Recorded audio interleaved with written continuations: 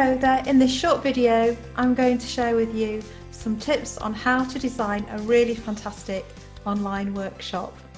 I'm going to give you a simple process for designing online workshops that are really engaging and get everybody participating. So here are my design rules. The first one is to always plan. It's not great really just to turn up. I mean, if it's a catch-up meeting, if it's a routine meeting, then fine. But if you're doing a special session or an event and you really want to drive that engagement, then plan it out beforehand. And whilst you've got a plan, it's also important to be flexible as well, because obviously you don't know where the discussion is going to go and what's going to come up, and how long delegates are going to want to spend talking about certain things. So just be prepared to adapt and be flexible with that plan as well. Always start with an icebreaker or a warm-up. So make sure that you build that in. Even when people know each other, it's really good to have some sort of activity up front that gets their heads out of what they were doing and into the session that you're doing. It's a really good sort of positive disruptor. And of course, if people don't know each other, then getting some sort of engaging way where they can get to know who's who, start to meet each other and start the collaboration process. That'll be really brilliant. And the great news is I've got some icebreaker tools that I'm sharing with you. You just need to click on the link underneath the video. Always have a clear purpose, agenda and timing plan, and make sure that that is shared with the delegates so that everybody knows where you are in the process, and keep reminding them as you go through the session, and everybody knows why you're here, and you can measure how well you've done against that purpose and against the objectives you've all set for the session. Always advise people in advance that you're going to ask them to have their cameras on and their mics on at different times throughout the meeting. It's really hard to engage people when you're looking at cameras that have just been turned off. So by giving people prior notice, they can come prepared. And I always say, come prepared to be interactive, to participate and get involved as well, so they know what to expect from the session before it's even started. And sometimes people have really rubbish Wi-Fi. Well, in that case, the advice I would give them is to turn off all of the devices that have Wi-Fi that they can. So if they might have phones or printers and things, and actually it really does make a difference to reduce the number of devices. And if necessary, turn the camera off, because you do get a better audio if the camera's off where the Wi-Fi isn't great. But wherever possible, cameras on, and make sure people are prepared to turn the mics on and off as well. Continuing on with these design rules, I have a maximum of 60 to 90 minutes in session without a break. 90 minutes is at the stretch end. I prefer it to be more towards the 60 minutes. Firstly, it's good for health, because we need to put in frequent breaks and energizers, some time where we can step back from the screen, when we can move around and do different things. It's good for our bodies, but it's also good for our minds, and it's good for engagement. There's nothing more de-energizing than sitting staring at a screen for hours on end. Avoid long presentations that lack interaction. I prefer to use something called a lightning talk instead, which is where a presenter speaks for no more than 5, maybe 10 minutes. I challenge them in advance to make them really creative and to present their information differently and to focus on the key messages, because sitting listening to long presentations also saps energy and interest out of people. And you can do things like use the chat when anybody's presenting and ask people to get their questions in there and comments and thoughts, and maybe the presenter can stop at different places, engage with delegates, and then come back to the presentation where you really do need to get in depth on something. Avoid meetings which keep lots of people together all the time. Do use breakout rooms.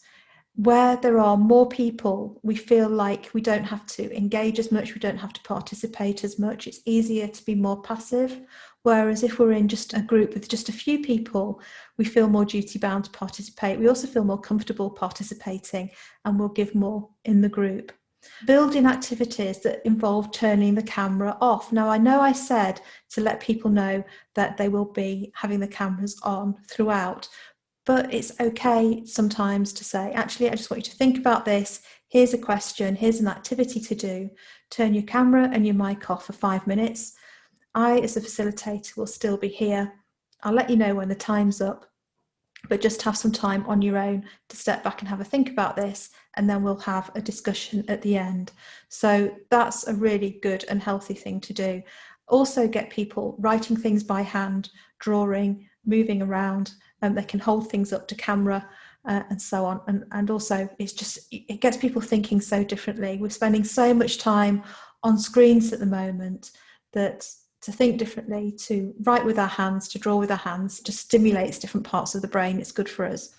If you're thinking about introducing any new activities, and I'm hoping that you're going to think about doing some of the new activities from the videos that I've shared with you, then practice them first. Don't go in cold.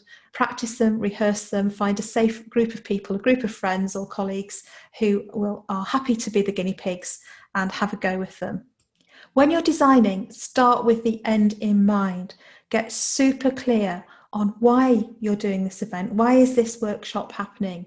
Who's coming? What needs to happen within that event? So before you design anything, you really need to be clear on the purpose. And then I would start by plugging in the things that you know are going to happen. So let's say the event's going to run between 10 and 3. You can begin by plugging in the things that you know for sure will happen. So you know that you'll need welcome and introductions. You'll know you need to talk through the agenda.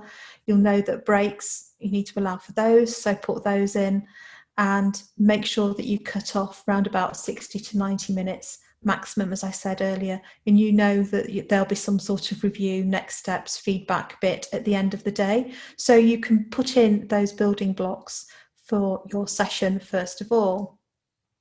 And then identify the key steps that are going to get you from the starting point through to the end of the session and have all the work accomplished. Now, I really recommend that you schedule in the big blocks of activity first, because like the image you can see on the screen, it's like having a jar and trying to get as many stones, pebbles, sand in that jar as you can. And the way to do it is to start by putting the big pebbles and stones in first, and then topping it up with sand that will fill in the gaps around the edges. That's a time management technique, but it's also a really good technique to use when you're designing your workshop as well. So put in the big chunky activities that need to happen and fit in the other activities around there as well. And do use the other videos that I've provided in these playlists, because there's lots of ideas of different things that you can do. Map out the journey experience for your delegates. It's really important that you consider how delegates are going to feel, what the sorts of things they're going to be doing, how they're going to be experiencing your event, as well as the practical steps of getting the work done as well. So most sessions need to include these 5 steps. Okay, so these are universal when you're working on anything. What do we want to achieve and why? Where are we now and why? What ideas do we have about how we get from where we are to where we want to be? Out of those ideas, which ones are our best ideas, and what do we need to do next to take those ideas forward? So those 5 things need to be in every workshop. Now, if you've only got a short amount of time and you can't get through all of those 5 things, then it's okay just to take 1 or 2, work on those, book in another date and come back and work on those other things as well. But just avoid the temptation to pack your session with so much stuff and try to achieve too much within the time available. And vary the pace, energy and mix throughout the session.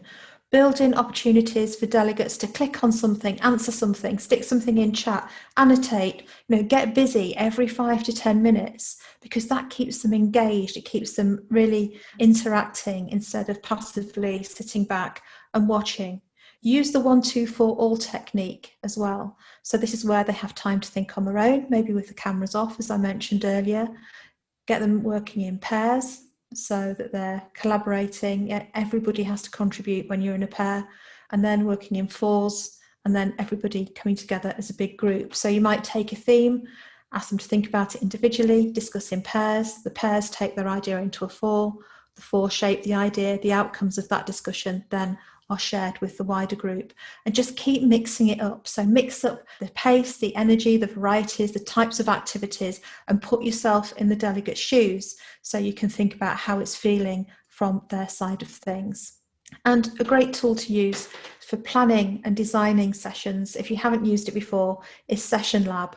So if you are someone who facilitates virtually a lot, virtually and in person actually, then do have a look at Session Lab if you've not used it before. The link, if you want to try it for free, there's a link there, and I'll also put that in the notes that go with this video as well. But Session Lab is just a really super easy online session building tool. And it also comes with a whole heap of resources, ideas and templates of sessions that you can run as well from other Session Lab users. And it just saves me so much time. It does things like, even simple things like calculating the overall length of an event, the start times, the end times of each session within sessions, so as you're putting things in, it's automatically updating what you're doing. So really great tool, and it just might save you a bit of time, which is why I've mentioned it. So have fun designing your events. Remember that the more that you prep, the better the event will be, the more engagement you'll get, and be brave as well and try some different things in there. I'll see you very soon.